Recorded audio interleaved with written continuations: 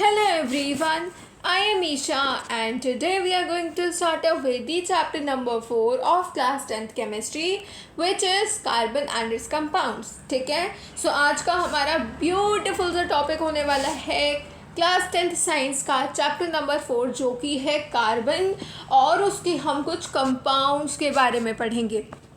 बहुत ही ज़्यादा वैरायटी के कंपाउंड्स होते हैं कार्बन के, बहुत सारे फंक्शनल ग्रुप्स होते हैं, उनके स्ट्रक्चर, उनके जो प्रॉपर्टीज़ हैं, ये सभी हम आज के सेशन में करेंगे with the help of some important questions. ठीक है, हमने क्या है कुछ अमाउंट ऑफ इसका कॉन्सेप्ट पढ़ लिया था। ठीक है, कुछ पार्ट्स में हमने डिस्कस किया था, कुछ रिएक्शंस हमारे बचे थे, लेकिन आज हम क्या करेंगे क्वेश्चंस की मदद से इनको पूरा करेंगे इस पूरे चैप्टर को। ऑलराइट, और उसके बाद हम ऐसे ऐसे करके फिज़िक्स के, बायो के, केमिस्ट्री के चैप्टर्स फिनिश करेंगे with the help of important questions, जहाँ पर आपके 1 मार्क क्वेश्चंस इंक्लूडेड होंगे। 1 मार्क के साथ ही साथ आपके 2 मार्क क्वेश्चंस, 3 मार्क क्वेश्चंस और इसी तरीके से 5 मार्क क्वेश्चंस भी होंगे। सो आप सभी को क्या करना है, आप सभी को एक्टिव रहना है क्लास में, इन सभी इम्पॉर्टेंट क्वेश्चंस को ध्यान रखना है, याद रखना है। ठीक है, आपको ना मैं साथ साथ कॉन्सेप्ट बताते हुए चलूँगी तो आपको कोई भी चीज़ रटनी नहीं पड़ेगी, है ना। और कुछ अमाउंट ऑफ चीज़ें तो ऐसी होती ही हैं जो हमें याद करनी पड़ती हैं, रटनी पड़ती हैं, वो एक बेस लेवल की तरह काम करती है। हमें वो चीज़ें पता होती हैं जब भी हम किसी चैप्टर में प्रोसीड कर सकते हैं, मूव ऑन कर सकते हैं। ठीक है, तो ये तो हर जगह वैलिड होता है, इतना तो आपको याद करना ही होगा। Okay, so let's move on to the first question. First question है very short answer type question. The first question is saying give the names of the following functional groups. Alright, so simple question है, आपको functional group given है। हो सकता है इस type का question आ जाए कि आपको फंक्शनल ग्रुप गिवन हो और उसके आपको डायरेक्टली किसी वे में आपसे पूछा जाए कि इनके नाम क्या हैं। तो हमें पता है OH ग्रुप का नाम क्या है, अल्कोहल, और COOH का है carboxylic group. Alright, second question, what is the difference in the molecular formula of any 2 consecutive members of a homologous series of organic compounds. यहाँ पे अगर आपको पता है कि होमोलॉगस सीरीज़ क्या होता है तो आप इस क्वेश्चन का आंसर आसानी से दे सकते हो।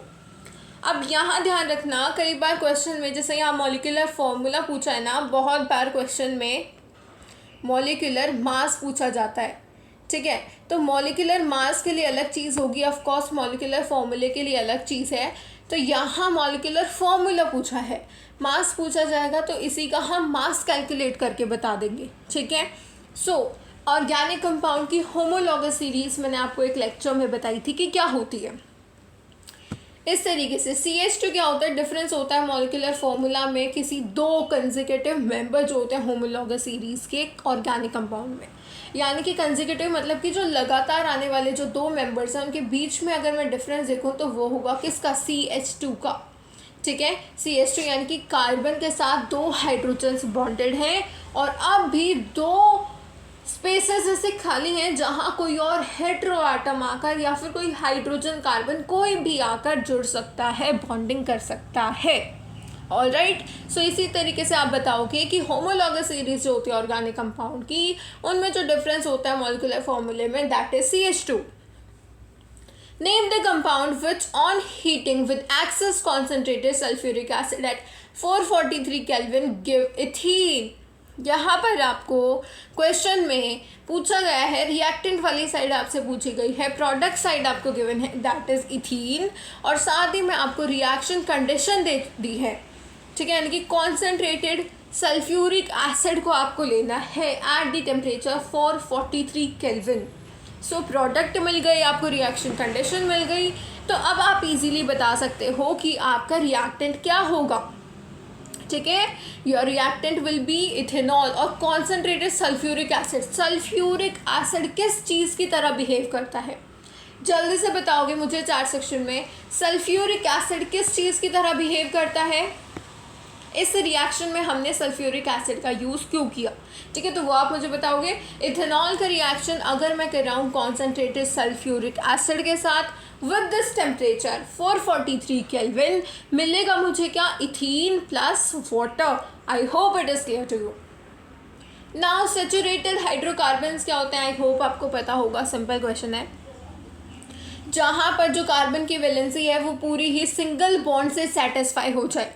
ध्यान रखना यहाँ मेंशन है सिंगल बॉन्ड, यहाँ कोई ये चीज़ ज़रूरी नहीं है कि सी के साथ मतलब कार्बन के साथ सभी बॉन्ड्स किसने बनाए हो, हाइड्रोजन ने, नहीं, ऐसा ज़रूरी नहीं है। The important thing, the main point is कि यहाँ कार्बन जो है सिंगल बॉन्डेड होना चाहिए, डबल बॉन्डेड या ट्रिपल बॉन्डेड नहीं होना चाहिए। मल्टीपल बॉन्ड्स नहीं होंगे, सिंगल बॉन्ड ही होंगे, दैट विल बी सैचुरेटेड, ठीक है, SA आएगा यहाँ पे। All right, name the compound form when ethanol is bond with ethanoic acid in the presence of a few drops of concentrated sulphuric acid.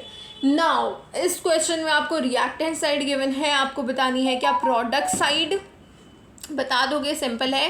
Question में reactant side वाली चीज़ें क्या given है वो ध्यान से देखो। पहले इथेनॉइक एसिड का रिएक्शन कराना है इथेनॉल के साथ, ठीक है, इथेनॉल एसिड का रिएक्शन कराना है इथेनॉल के साथ ही में आपको ये दे दिया कि भाई रिएक्शन कंडीशन में क्या है कि वार्म यानी कि टेम्परेचर ज़्यादा होगा, कॉन्सेंट्रेटेड सल्फ्यूरिक एसिड होगा।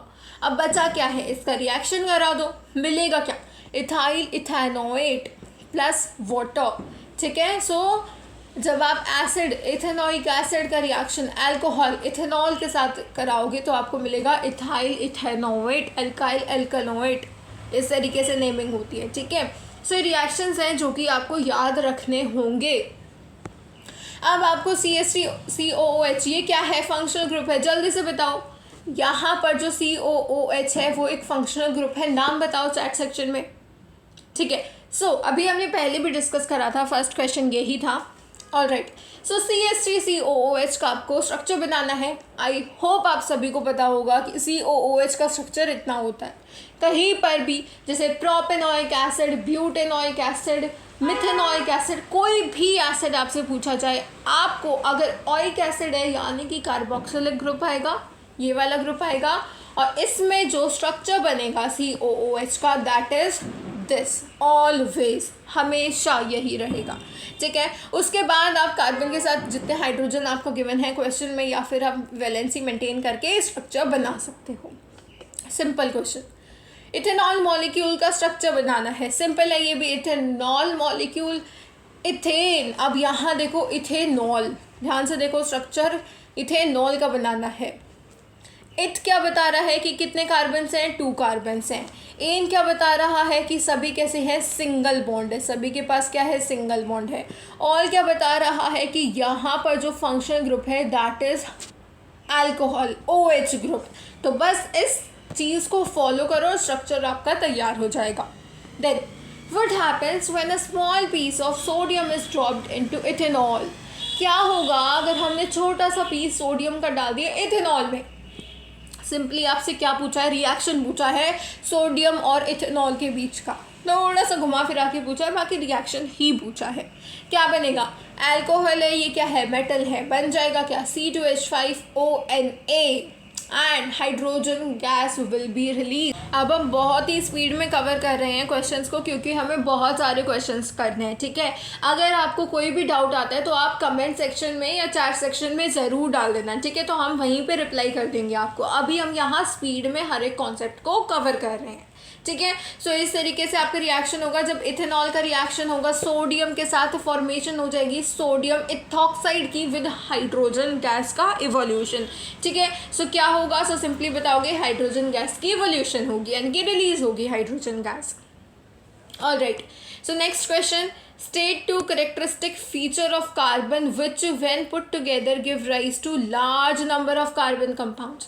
सिंपल है, यहाँ पूछी है वो प्रॉपर्टी जिसकी वजह से कार्बन इतनी सारे एलिमेंट्स के साथ जो है बॉन्डिंग कर सकता है, लॉन्ग लॉन्ग चेन्स बना सकता है। इससे ध्यान आ गया होगा कि आप कैटिनेशन, और कैटिनेशन क्यों है, because of the tetravalency of carbon. All right, अब क्लोरोइथेन का स्ट्रक्चरल फॉर्मूला सिंपल है, chloro ethane, chloro and ethane, chloro means chlorine आएगा, इथेन यानी कि वही C2H6 आता है इथेन में, लेकिन यहाँ क्लोरो आ गया सो C2H5Cl हो जाएगा।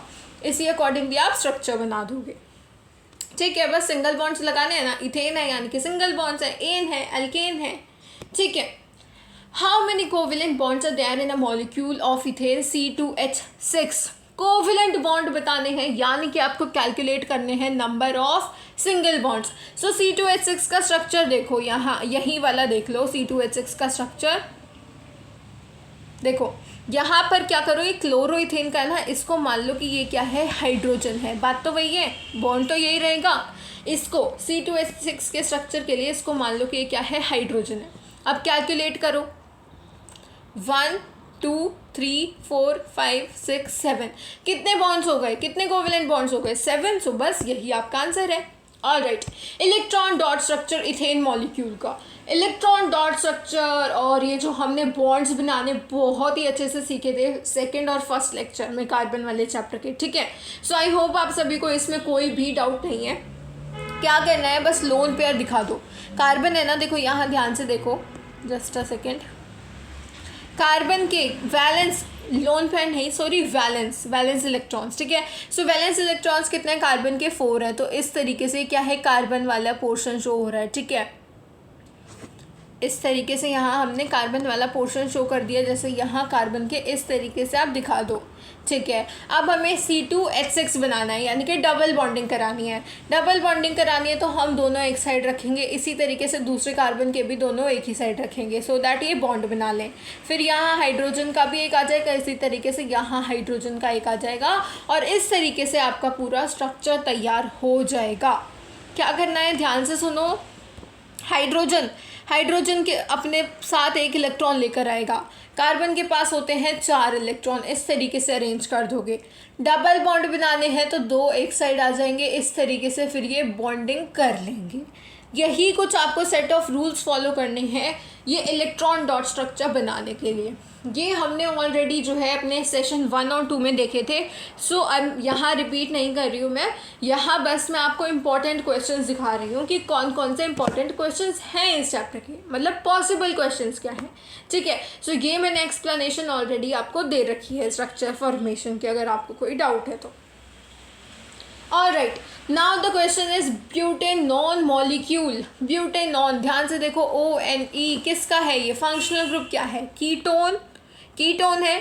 कीटोन का स्ट्रक्चर हमें पता है, COO आता है किसमें, कीटोन में, है ना। कीटोन के नाम में क्या लगाते हैं हम, ऑन लगाते हैं, और उसके स्ट्रक्चर में क्या आता है, C+O आता है, ठीक है। और ब्यूटेनॉन यानी कि 4 कार्बन्स आएंगे। सो ये देखो 4 कार्बन्स लगाए हैं, और कीटोन लास्ट में तो नहीं आ सकता, बीच में ही आएगा कहीं पे, तो उस तरीके से आप नेमिंग कर दोगे।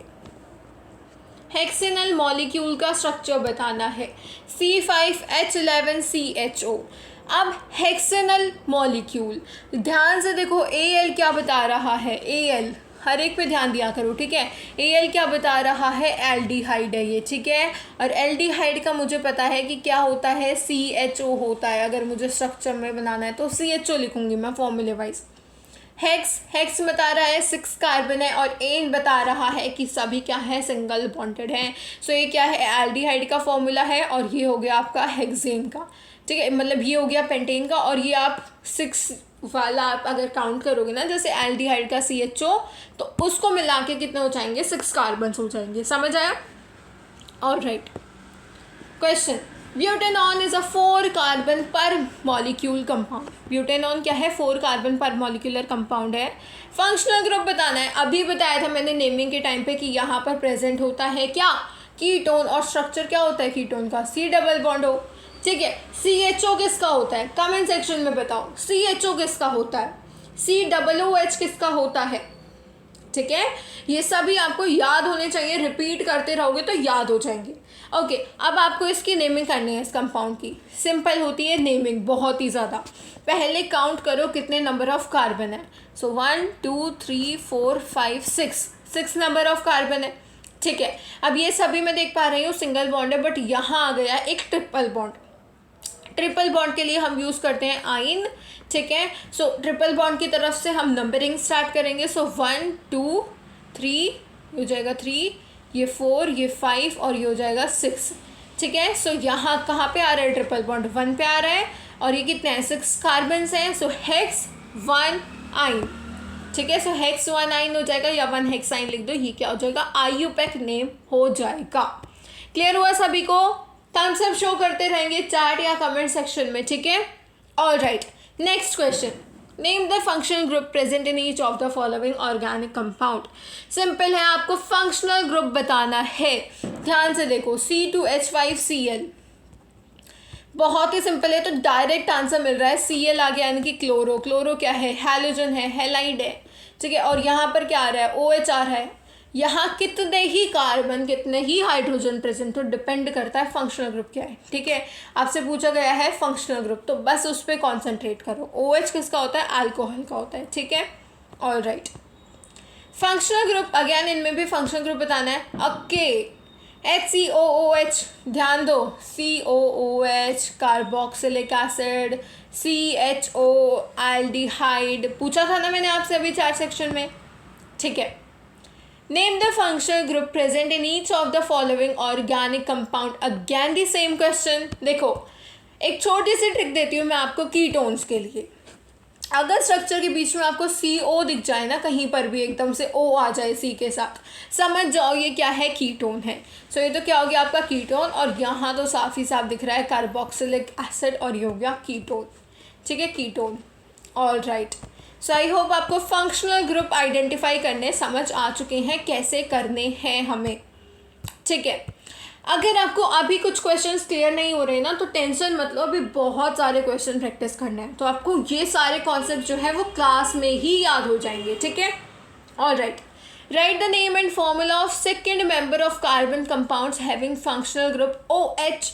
सिंपल, सेकेंड मेंबर पूछा है, हमें पता है ये जो जो अल्कोहलिक ग्रुप है वो हमारे स्टार्ट होते हैं फर्स्ट कार्बन से, ठीक है। जैसे कि CH2OH, क्या होता है CH2OH, जल्दी बताओ चैट सेक्शन में, CH2OH का नाम क्या होगा। ऑलराइट, टिल देन हम नेक्स्ट देखते हैं। सेकंड पूछा है, यानी कि 2 कार्बन आएंगे, 2 कार्बन आएंगे यानी कि H आएगा, और साथ ही साथ एन लगाएंगे हम सिंगल बॉन्ड के लिए, और OH हमें as a functional group use करना है, तो ऑल आ जाएगा हमारा सफिक्स में, so that will be ethanol, ठीक है। Write the name and formula दे द फर्स्ट मेंबर। लो, वही क्वेश्चन आ गया जो मैंने आपसे पूछा था, उसके जैसा है, ठीक है। अल्कोहल यहाँ नहीं यूज़ करा है, यहाँ एल्डिहाइड यूज़ करा है, ठीक है। सो उसका आंसर क्या होगा, मिथेनॉल। यहाँ ऐसे एल्डिहाइड आपको first member of carbon compound का बताना है, सो एल्डिहाइड मुझे पता है CHO हो जाएगा, सो HCHO विल बी मिथेनॉल। और इसको एक और नाम से जानते हैं, कॉमन नेम बताओ मुझे चार सेक्शन में। ऑल राइट, नेक्स्ट COOH का आपको फर्स्ट मेंबर बताना है, ओके, मिथेनोइक एसिड हो जाएगा। मेथ क्यों यूज़ कर रहे हैं, because of the 1 carbon. Meth हम यूज़ करते हैं because of the presence of 1 carbon, जो कि यहाँ पर है, और मुझे पता है कि ये मैं हमेशा यूज़ करूँगी एज ए स्ट्रक्चर फॉर्मूला। जहाँ जहाँ मुझे क्या दिख जाएगा COOH, मुझे स्ट्रक्चर बनाना होगा तो मैं इसका यूज़ ज़रूर करूँगी, ठीक है। Okay, name and formula of second member of series of carbon compound, जिनका जनरल फार्मूला है ये, ठीक है। मान लो आपको नहीं पता कि भाई ये जनरल फार्मूला है अल्कोहल्स का, लेकिन आपको ये दिख रहा है ना OH, इस OH से क्या समझ पा रहे हो, क्या है ये, अल्कोहल है, ठीक है। क्या बताना है, नाम और फॉर्मूला बताना है सेकेंड मेंबर का, इस सीरीज के सेकेंड मेंबर का बताना है, यानी कि आप इसकी जगह रख दो क्या 2, ठीक है। N की जगह रख दो आप 2, और फिर आपका जो है स्ट्रक्चर आ जाएगा, उस स्ट्रक्चर के बेसिस फार्मूला आ जाएगा, ठीक है। इस फॉर्मूले के बेसिस पे आप यहाँ स्ट्रक्चर बना दोगे, ऑल राइट, ठीक है। सो इस तरीके से आप जब N की वैल्यू 2 रख दोगे ना, तो आपके पास क्या आ जाएगा, इथेनॉल। क्योंकि मुझे पता है कि कार्बन 2 होते हैं ना, क्या कार्बन अगर 2 होते हैं, सो 2 कार्बन के लिए मैं यूज़ करूँगी वर्ड एथ का, ठीक है। सो आप एथ का यूज़ करोगे, आपको कोई एडिशनल इन्फॉर्मेशन नहीं है इन के लिए, आइन के लिए तो एन ही यूज़ करना है, और ol as a suffix use करते हैं हम फॉर OH फंक्शनल ग्रुप। समझ आ रही हैं सारी बातें, ठीक है। नहीं आ रही तो मतलब कि आपका IUPAC नोमेनक्लेचर वाला जो पार्ट है ना, IUPAC नोमेनक्लेचर, वो थोड़ा वीक है, उसको आप दोबारा रिवाइज करो, दोबारा प्रैक्टिस करो, अगर आपको अभी भी ये चीज़ें क्लियर नहीं हो रही तो, ठीक है। अभी बहुत कम टाइम बचा है हमारे पास, तो जल्दी जल्दी रिवाइज करने पड़ेंगे आपको सारे concepts. Okay, write the name and formula of the second member of series of carbon compound whose general formula is this. अब CnH2n में ध्यान से देखो, मैंने आपको बताया था CnH2n प्लस 2 अगर आ जाए यहाँ तो ये हो जाएगा एल्केन का, 2n है H के साथ यानी कि एल्कीन का, और 2n -2 आ जाए -2, तो -2 किसके लिए होता है? आइन के लिए होता है, याद है ना सभी को? ठीक है, सो इसके लिए आपको क्या बताना है? सेकंड मेंबर का बताना है। सो इथाइन क्या हो जाएगा? Ethyne. Just a second member, okay second member का बताना है। अब ध्यान दो, अगर मैं C एज अ 1 ट्रीट कर रही हूँ तो क्या ऐसा पॉसिबल है कि एक ही कार्बन डबल बॉन्ड बना ले? किसके साथ बनाएगा? यहाँ जो मैं डबल बॉन्ड काउंट कर रही हूँ वो मैं कार्बन के साथ कर रही हूँ। ट्रिपल बॉन्ड काउंट कर रहे हैं तो कार्बन के साथ कर रहे हैं। तो सिंगल अगर कार्बन, एक ही कार्बन प्रेजेंट होगा तो वहाँ तो चांस ही नहीं है ना बॉन्ड बनने के कार्बन के साथ। सो यहाँ पे जो फर्स्ट मेंबर होगा वो होगा इथीन। दिस इज एल्कीन ना, so ethene will be the first member. Second पूछा है so that will be the propene. समझ आया? यानी कि कार्बन नंबर कितने होंगे? 3 होंगे। समझ आए इतने क्वेश्चन? यहाँ तक किसी को कोई डाउट है तो जल्दी से आप पूछ सकते हैं। हमने काफ़ी सारे क्वेश्चन बहुत ही कम टाइम में कवर कर लिए हैं क्योंकि ये सभी बहुत ही सिंपल क्वेश्चन थे। ठीक है, सो आई होप आपको क्लियर हो चुके हैं। Let's start with the short answer type questions. Alright, so let's move on to the short answer type of questions. First question, give a chemical test to distinguish between saturated and unsaturated hydrocarbons. जल्दी से मुझे बता दो chat section में saturated और unsaturated में difference क्या होता है। अगर मैं कह रही हूँ कि डबल बॉन्ड्स हैं या फिर ट्रिपल बॉन्ड्स हैं मेरे पास, तो मैं उस हाइड्रोकार्बन को किसकी कैटेगरी में डालूंगी? सैचुरेटेड की में या अनसैचुरेटेड की में? यस, ऑलराइट, सो हम उसको डालेंगे अनसैचुरेटेड हाइड्रोकार्बन की कैटेगरी में, क्योंकि सैचुरेटेड में क्या आएंगे? सिंगल बॉन्ड्स वाले, और अनसैचुरेटेड में आएंगे सभी जो मल्टीपल बॉन्ड होंगे ना, मल्टीपल यानी कि डबल है या फिर ट्रिपल है, तो ये आ जाएंगे हमारे अनसैचुरेटेड हाइड्रोकार्बन्स की कैटेगरी में। समझ आया? ठीक है, नेम द प्रोडक्ट्स। ठीक है, ओके, फर्स्ट क्वेश्चन कर लेते हैं पहले। हमें केमिकल टेस्ट बताना है जो कि इन दोनों के बीच में डिफ्रेंशिएट कर सके। ऑलराइट, एंड गाइज ऑल्सो मैं आपको एक इम्पॉर्टेंट चीज़ बता देती हूँ। 10th क्लास की साइंस के लिए हम इम्पॉर्टेंट क्वेश्चन के साथ ही साथ NCERT एग्जाम्पलर भी करने वाले हैं।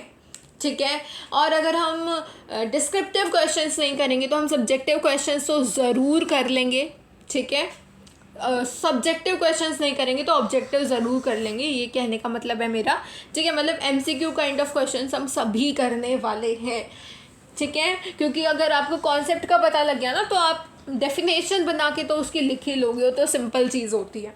और MCQ में हमें क्या है? कॉन्सेप्ट समझना होता है। ठीक है, ऑलराइट, तो हमें बताना है कि भाई सैचुरेटेड हाइड्रोकार्बन है यानी कि जिसके पास सिंगल बॉन्ड है, और अनसैचुरेटेड यानी कि डबल या ट्रिपल बॉन्ड है। तो इन दोनों को मुझे क्या है? डिफ्रेंशिएट करना है। मान लो कि मेरे पास 2 टेस्ट ट्यूब है, एक में सैचुरेटेड है एक में अनसैचुरेटेड है, लेकिन मुझे पता नहीं है कि किस में क्या है। एक में सैचुरेटेड का मतलब कि एक में ऐसा हाइड्रोकार्बन है, एक में ऐसे कार्बन का कंपाउंड है जिसमें सभी सिंगल बॉन्ड वाले हैं, एक में ऐसा है कि जिसमें कुछ डबल बॉन्ड है, कुछ ट्रिपल बॉन्ड है, जो भी है, मतलब सिंगल बॉन्ड के नहीं है।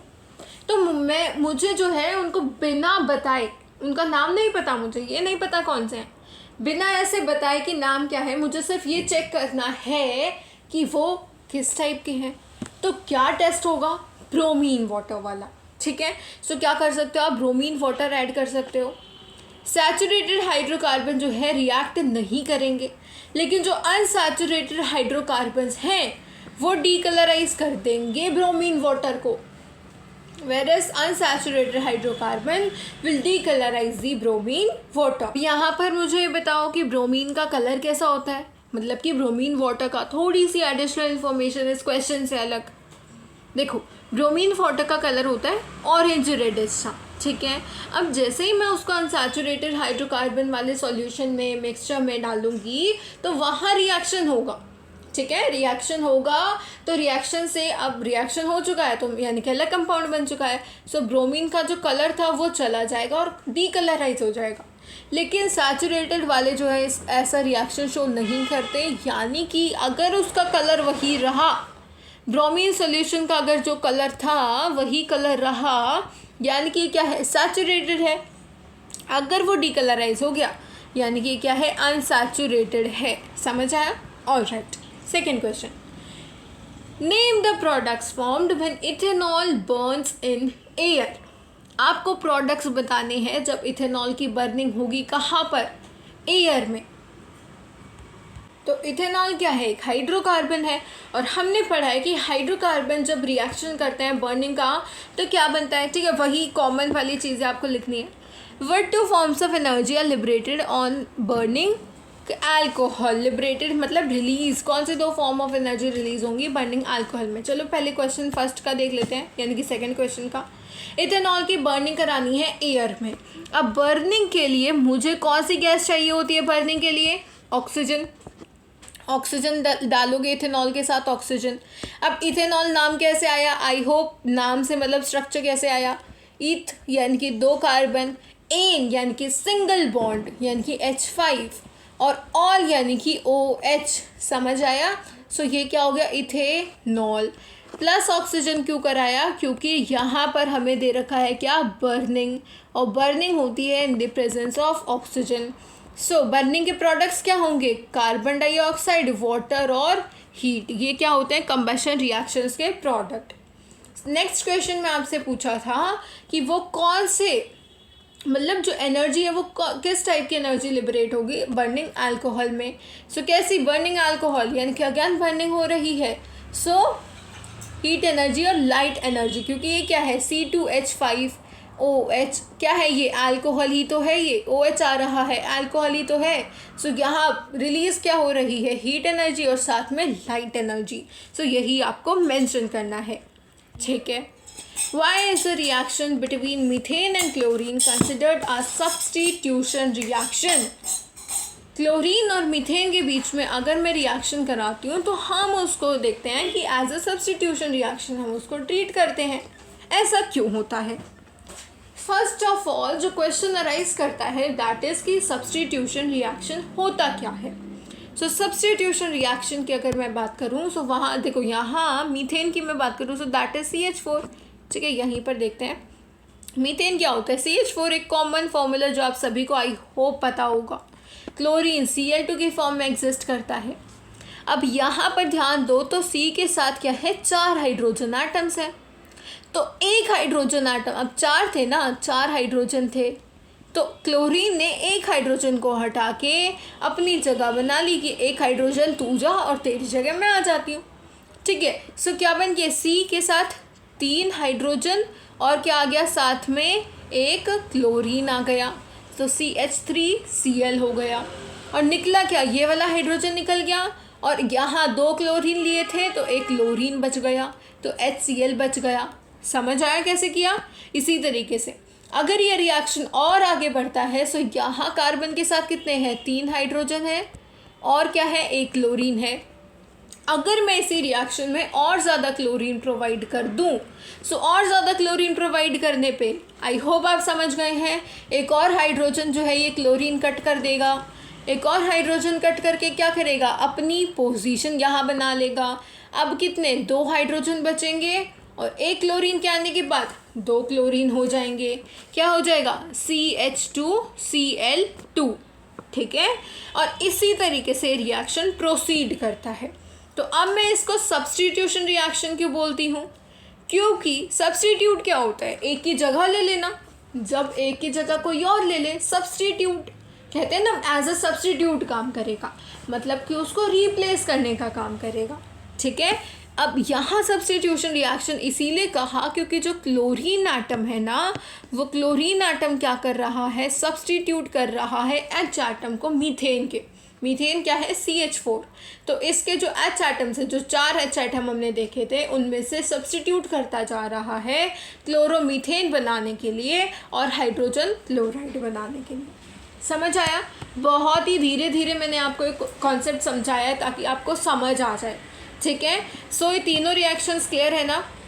पहला क्या बताया था आपने कि मैं क्या करूं, मुझे क्या है सैचुरेटेड और अनसैचुरेटेड में मुझे बताना है कि सैचुरेटेड कौन सा अनसैचुरेटेड कौन सा है, किस तरीके का कौन सा ऐसा टेस्ट है, क्या रिएक्शन है, मैं किस चीज़ को फॉलो करूं। तो वहाँ सिंपल आंसर था कि आप ब्रोमीन वाटर ऐड कर दो, अगर वो कलर डीकलराइज हो गया यानी कि वो क्या है अनसैचुरेटेड हाइड्रोकार्बन है, अगर वो डीकलराइज नहीं हुआ वही कलर रहा यानी कि वो क्या है सैचुरेटेड हाइड्रोकार्बन है। ठीक है। सेकंड क्वेश्चन था कि भाई इथेनॉल का रिएक्शन मुझे कराना है, मतलब बर्न कराना है एयर में, तो इथेनॉल बर्निंग में ऑफ कोर्स मुझे पता है ऑक्सीजन की यूटिलाइजेशन होगी।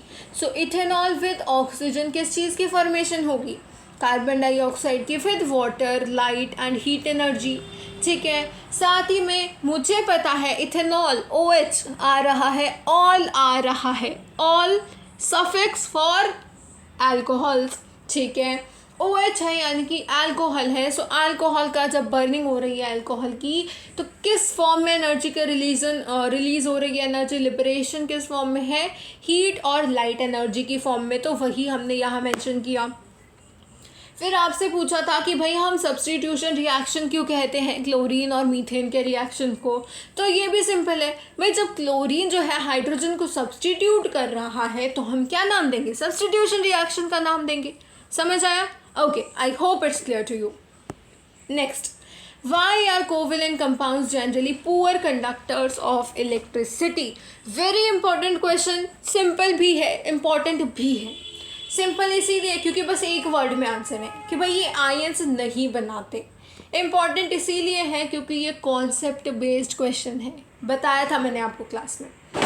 कोवेलेंट कंपाउंड्स क्या करते हैं, ये शेयरिंग होती है यहाँ पर इलेक्ट्रॉन्स की, और उसी से क्या करते हैं ये बॉन्ड फॉर्मेशन करते हैं, शेयरिंग से करते हैं, यानी कि यहाँ पर इलेक्ट्रॉन की डोनेशन या फिर इलेक्ट्रॉन की एक्सेप्टेंस यानी कि ट्रांसफर ऑफ इलेक्ट्रॉन हमें यहाँ देखने को नहीं मिलता। ठीक है, यानी कि यहाँ ट्रांसफर ऑफ इलेक्ट्रॉन्स नहीं होता, कोई एक्सेप्ट करने वाला नहीं है, कोई डोनेट करने वाला नहीं है। ठीक है। मान लो कि आपका एक फ्रेंड जो है फूड मतलब जो है खाना नहीं लेकर आया क्लास में, अगर किसी के पास कोई एक्स्ट्रा टिफिन नहीं है, अब ऐसा थोड़ी ना होता है, जनरली एक्स्ट्रा टिफिन कौन लेके आता है, अगर एक्स्ट्रा टिफिन नहीं है तो क्या करते हैं, शेयरिंग करते हैं, है ना। उसी तरीके से यहाँ होती है शेयरिंग ऑफ इलेक्ट्रॉन, तो यहाँ आयंस की फॉर्मेशन नहीं होती। ठीक है। अब एक कंपाउंड आ गया, जल्दी से सभी ट्राई करेंगे, नेम करो इस कंपाउंड को, सिंपल क्वेश्चन है, नेमिंग करो इस कंपाउंड की। कौन सा फंक्शनल ग्रुप प्रेजेंट है, सबसे पहले आप फंक्शनल ग्रुप को आइडेंटिफाई करेंगे, कितने नंबर ऑफ कार्बन्स हैं वो बताएंगे। ठीक है, ध्यान से देखो, 1 2 3, कितने कार्बन है, 3 कार्बन है, यानी कि हम यूज़ करेंगे क्या, प्रोप वर्ड का यूज़ करेंगे। प्रोप वर्ड के साथ साथ देखो, प्रोप वर्ड का यूज़ करोगे, प्रोप के साथ साथ बॉन्ड्स कौन से हैं, सिंगल एन। फंक्शनल ग्रुप, ध्यान से देखो, functional group C+O functional group है, क्या है, ऑन। ठीक है, किसके लिए होता है, ये कीटोन के लिए होता है, हमें पता है C+O फंक्शनल ग्रुप क्या है, कीटोन है। सो वर्ड क्या बन जाएगा, प्रोपेनॉन। समझ आया कैसे नेमिंग करी मैंने, सिंपल है ना। Yes, all right. Name the gas evolved when ethanoic acid is added to sodium carbonate. How would you prove the presence of this gas? एक बहुत ही सिंपल सी ट्रिक मैं आपको देती हूँ, जहाँ कहीं भी आपको कार्बोनेट मिल जाए ना, कार्बोनेट से समझ जाना कार्बन डाइऑक्साइड का एवोल्यूशन होगा।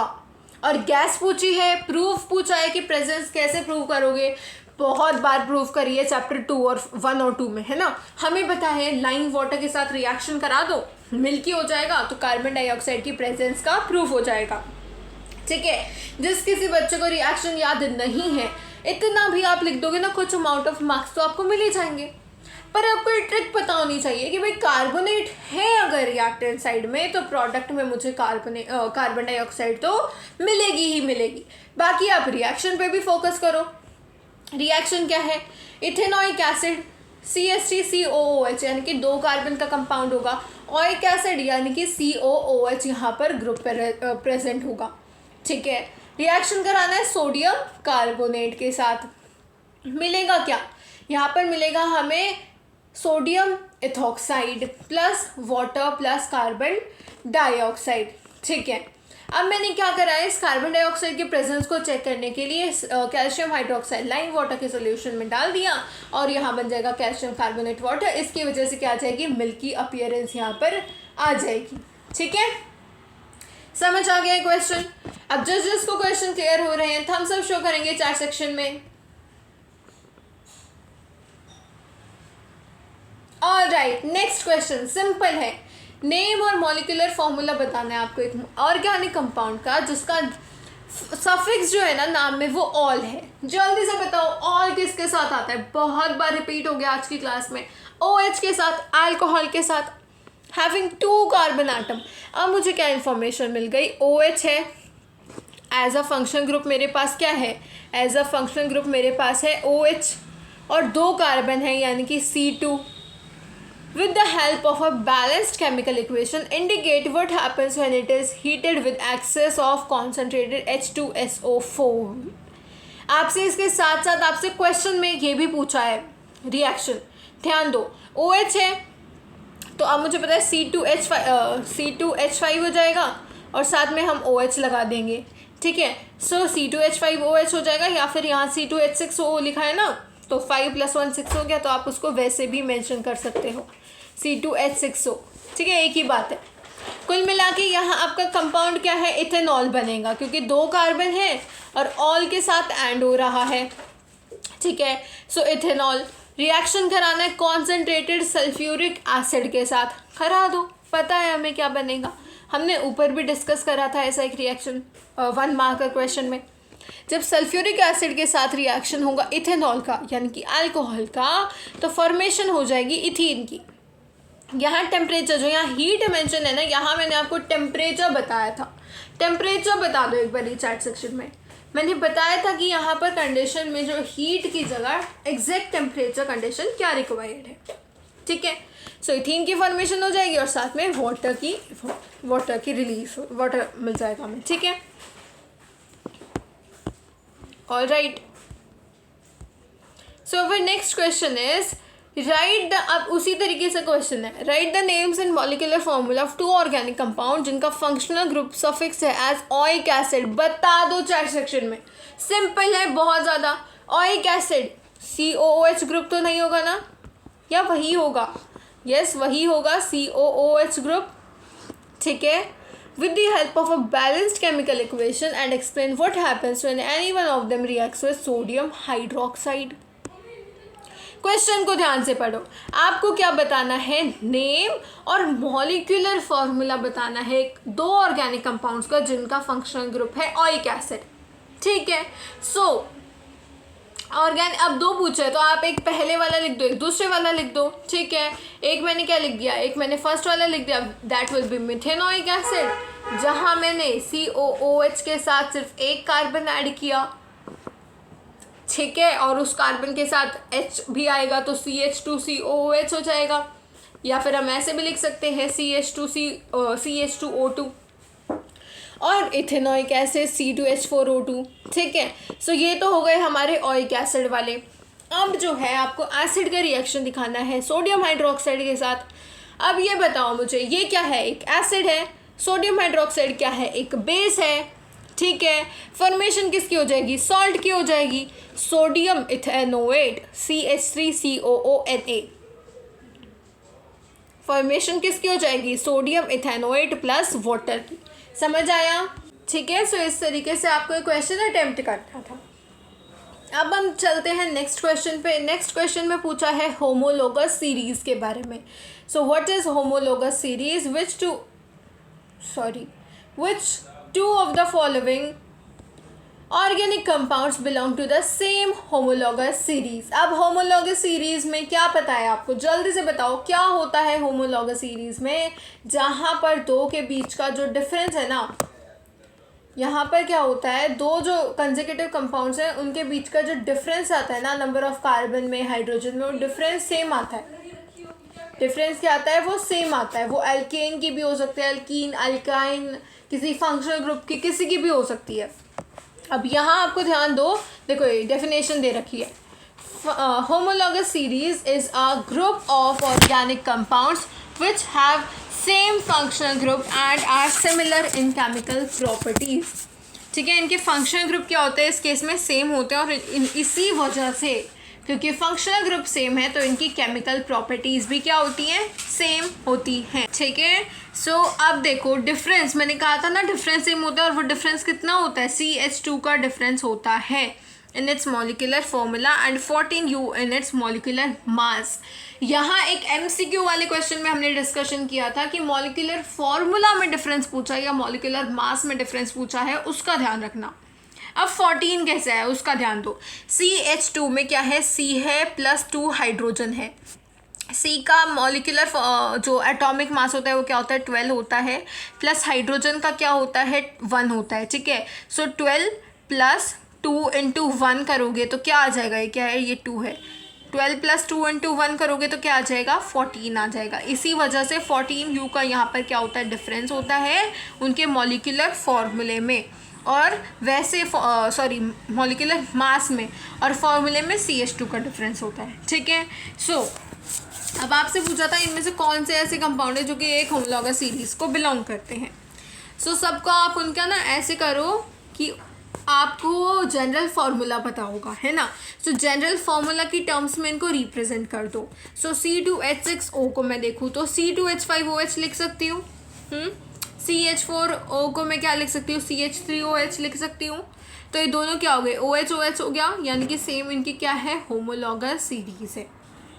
ठीक है, इस तरीके से आपको इस टाइप के क्वेश्चंस को अटेम्प्ट करना होगा. Now let's move on to the short answer 3 mark वाले क्वेश्चंस. और अभी ना बहुत सारे क्वेश्चंस हैं. ठीक है, बहुत सारी प्रैक्टिस होने वाली है आपकी इस चैप्टर की. ठीक है, सो जो सोप वाला कॉन्सेप्ट है और वो सभी रिएक्शन वो सभी आएंगे आगे, अब धीरे धीरे आएंगे, और जिसके कॉन्सेप्ट्स धीरे धीरे सभी के क्लियर हो जाएंगे, हर एक पॉइंट आपको क्लियर हो जाएगा. Okay, first question, what is meant by a functional group in an organic compound. अब आपको फंक्शनल ग्रुप की डेफिनेशन देनी है और बताना है कि इन दो कंपाउंड में कौन से फंक्शनल ग्रुप प्रेजेंट हैं. ठीक है, डेफिनेशन को तो बाद में देखेंगे, पर जैसे हम अभी तक आइडेंटिफाई कर रहे हैं ना, मुझे इन दोनों के फंक्शनल ग्रुप बता दो क्या क्या है. क्या साफ साफ यहाँ OH दिख रहा है, क्या यहाँ साफ साफ OH दिख रहा है. ठीक है, इसी तरीके से यहाँ साफ साफ COOH दिख रहा है. ठीक है, सो इसका नाम क्या हो जाएगा, OH की वजह से यहाँ आ जाएगा अल्कोहल, और यहाँ COOH की वजह से आ जाएगा कार्बोक्सिलिक एसिड.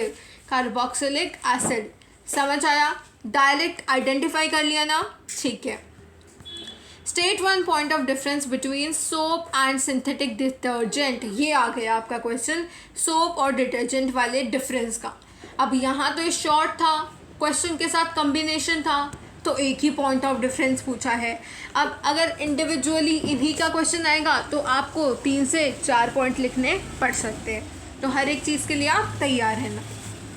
ठीक है, फंक्शनल ग्रुप क्या है, एक एटम है या ग्रुप ऑफ एटम्स है और reactive part of compound which determine chemical properties of compounds. हमें पता है हाइड्रोकार्बन में जो है, मतलब जो फंक्शनल ग्रुप होते हैं वो एक ऐसे एटम है, ग्रुप ऑफ एटम. एटम जैसे ग्रुप ऑफ एटम होते हैं जनरली, COOH है, एक एटम थोड़ी ना है. जस्ट अ सेकेंड, COOH की अगर मैं बात करूँ तो ये क्या है, पूरा ग्रुप है एटम का, और यही क्या है, एक फंक्शनल ग्रुप है कार्बोक्सिलिक एसिड का. इसी तरीके से OH क्या है, अल्कोहल का है. ठीक है, सो ये क्या डिटरमाइन करते हैं, कंपाउंड की केमिकल प्रॉपर्टी को डिटरमाइन करते हैं. ठीक है, ये आइडेंटिफाई तो हमने कर ही लिए. अब इनके बीच का difference, soaps do not work well with hard water, detergent work well with hard water as well. तो आपको एक डिफरेंस बताना था, तो आप हार्ड वाटर सॉफ्ट वाटर के साथ कंपेयर करके बता सकते हो कि जो सोप है यानी कि जो साबुन होता है वो हार्ड वाटर के साथ अच्छे से काम नहीं करता. ठीक है, तो आप ऐसे डिफरेंस दे सकते हो. Next question, give reason for the following observation. अब आपको ऑब्जर्वेशन दी है, आपको बताना है कि ऐसा क्यों हो रहा है. फर्स्ट इसकी जो एलिमेंट है कार्बन, कार्बन की अगर मैं बात करूँ तो बहुत सारे नंबर ऑफ कंपाउंड्स बना सकता है, लंबी लंबी चेन बना सकता है. इतने वेरिएबल नंबर ऑफ कंपाउंड्स हैं, एक नई ब्रांच में हम पढ़ते हैं. ऑर्गेनिक केमिस्ट्री में, ठीक है। सो ऐसा क्यों होता है, रीज़न बताना है, तो सिंपली आप रीज़न दे सकते हो इसकी टेट्रावेलेंसी की वजह से।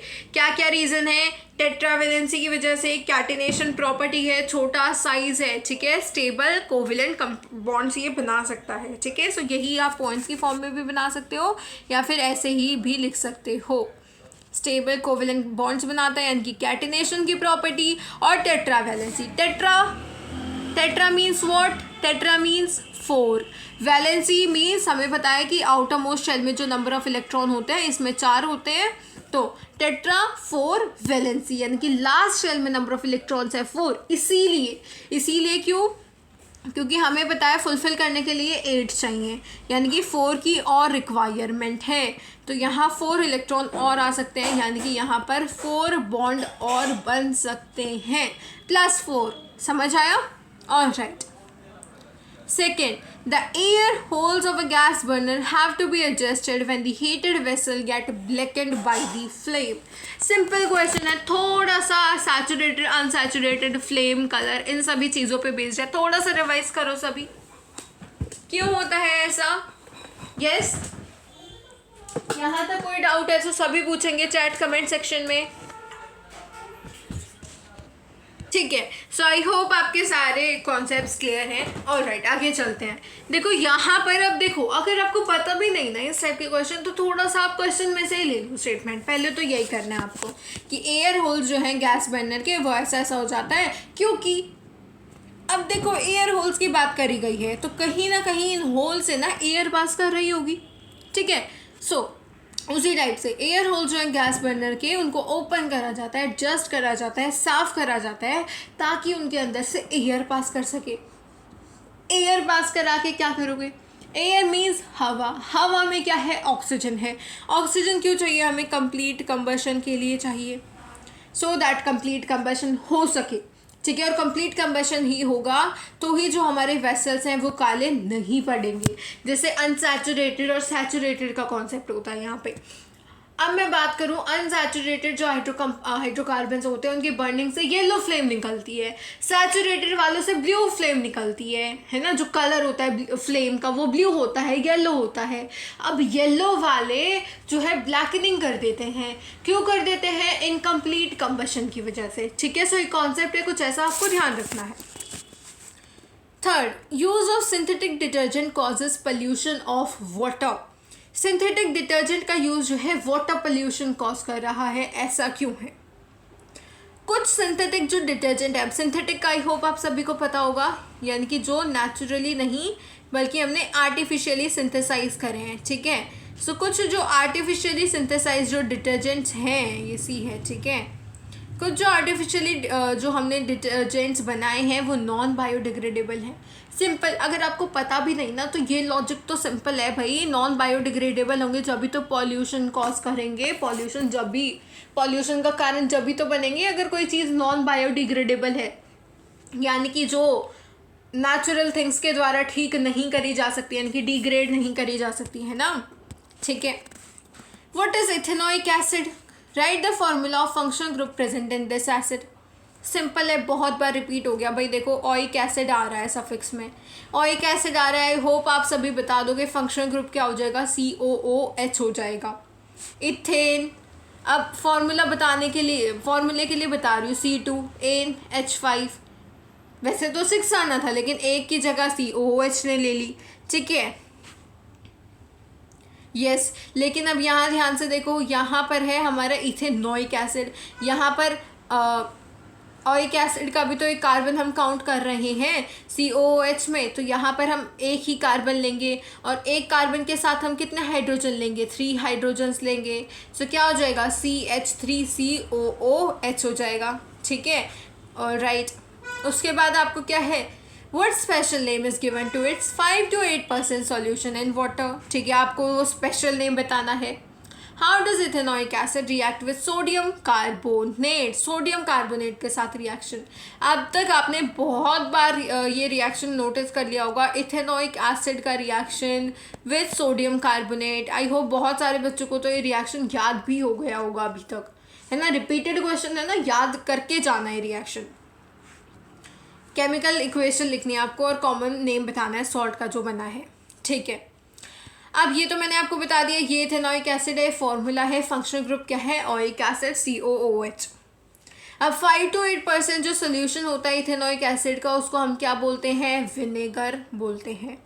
Sodium ethanoate and brisk effervescence due to carbon dioxide gas formed in reaction of ethanoic acid with sodium carbonate. ध्यान से देखो, ये रिएक्शन आपको कराना है, इथेनॉइक एसिड का रिएक्शन जब आप कराओगे सोडियम कार्बोनेट के साथ, तो ये क्या है, एक एसिड है, क्या है, एक बेस है, रिएक्शन हो जाएगा, सॉल्ट की फॉर्मेशन हो जाएगी। तो जो सॉल्ट बना है उसका नाम पूछा था सोडियम इथेनॉइट, तो इसका नाम है, लेकिन कॉमन नेम पूछा है, दैट इज सोडियम एसीटेट। अब यहाँ अगर आप फोकस करोगे तो यहाँ रिलीज हुई है कार्बन डाइऑक्साइड गैस। तो कार्बन डाइऑक्साइड गैस जो यहाँ रिलीज हुई है वो हुई है विद ब्रिस्क एफर्वेसेंस। ब्रिस्क एफर्वेसेंस क्या होता है, मतलब बबल्स की फॉर्मेशन के साथ, बहुत सारे बबल्स के फॉर्मेशन है, गैस का इवोल्यूशन है, ठीक है, जैसे वाटर है यहाँ पे उस टाइप से, तो वो होती है ब्रिस्क एफर्वेसेंस, ठीक है। क्लियर हुआ पूरा क्वेश्चन में क्या क्या पूछा था, कॉमन नेम पूछा था इस सॉल्ट का, सॉल्ट क्या है, सोडियम इथेनॉइट है, कॉमन नेम क्या है, सोडियम एसीटेट है। फंक्शनल ग्रुप पूछा था COOH, क्या हो जाएगा, फंक्शनल ग्रुप हो जाएगा। 5 to 8% सोल्यूशन को क्या कहेंगे, हम विनेगर कहेंगे, ठीक है। और इसी में आपने बता दिया कि भाई यहाँ क्या क्या प्रोडक्शन हो रही है और साथ ही साथ ब्रिस्क एफर्वेसेंस भी हो रही है, ठीक है। सो इसी के साथ अब हमारे जितने भी बचे हुए क्वेश्चंस हैं वो हम करेंगे नेक्स्ट सेशन से कंटिन्यू, ठीक है। यहाँ से इस वाले क्वेश्चन से हम नेक्स्ट सेशन में करेंगे। आई होप अभी तक मैंने आपको जितने भी कॉन्सेप्ट्स बताए, सिंगल मार्क वाले यानी कि 1 मार्क वाले question, 2 mark question, 3 mark question, सारे आपको क्लियर हो चुके होंगे। नेक्स्ट क्लास में हम इस चैप्टर को कंप्लीट कर देंगे, हो सका तो कंप्लीट कर देंगे, क्योंकि 5 मार्क क्वेश्चन लंबे होते हैं, बड़े भी हैं, बहुत सारे हैं, तो हम देखेंगे नेक्स्ट क्लास में पॉसिबल हुआ तो। ओके, सो रिवाइज करते रहने, इन सभी क्वेश्चंस को ज़रूर याद करना। अब मिलेंगे नेक्स्ट सेशन में, तब तक के लिए take care and keep revising. Thank you.